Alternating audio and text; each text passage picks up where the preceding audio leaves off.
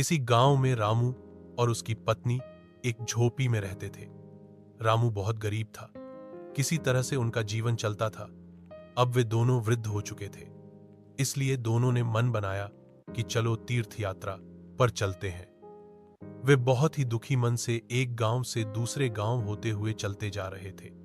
रास्ते में उन्हें भूख प्यास भी लग रही थी, लेकिन वे भगवान का सुमिरण करते हुए आगे चलते जा रहे थे। वे दोनों कुछ दूर और आगे चलते हैं तो उन्हें एक कुआं दिखाई देता है। कुएं पर एक रस्सी बंधी बाल्टी रखी होती है। रामू कुएं के पास गया और बाल्टी से पानी निकाला, जिससे दोनों ने अपनी प्यास बुझा ली। अब दोनों ने फिर से अपनी यात्रा शुरू कर दी। धीरे धीरे दोनों और आगे बढ़ते हैं। उन्हें आगे एक आम का पेड़ मिलता है, जिसके नीचे बहुत सारे पके हुए आम गिरे होते हैं।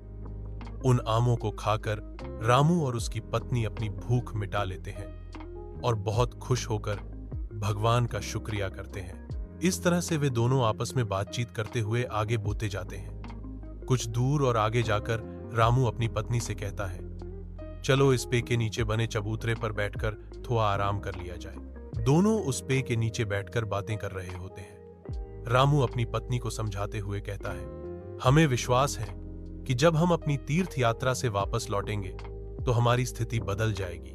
हमारे भी घर में लक्ष्मी का वास होगा। इस तरह से रामू की सोच को देख भगवान प्रसन्न होकर रामू के रास्ते में सोने के सिक्के से भरा एक थैला गिरा देते हैं, जिससे रामू की दयनीय स्थिति में बदलाव आ सके। अब रामू अपनी पत्नी से कहता है कि भगवान ने हमें जो भी अंग दिए हैं, हम उसका उपयोग कर रहे हैं। अगर भगवान ने हमें आंखें नहीं दी होती तो क्या हम देख पाते? चलो हम भगवान का शुक्रिया अदा करते हैं और कुछ दूर अपनी आंखें बंद करके अपनी यात्रा को पूरी करते हैं। इस तरह से दोनों अपनी आंखों को बंद करके आगे बढ़ने लगते हैं। फिर वे दोनों अपनी आंखों को बंद करके चलते रहे और रास्ते में गिरे सोने के सिक्के से भरे थैले से आगे निकल गए। उन दोनों को देख भगवान भी बोले, नसीब से ज्यादा और समय से पहले किसी को कुछ नहीं मिलता। नैतिक सीख, भाग्य से ज्यादा और समय से पहले इंसान को कुछ नहीं मिलता।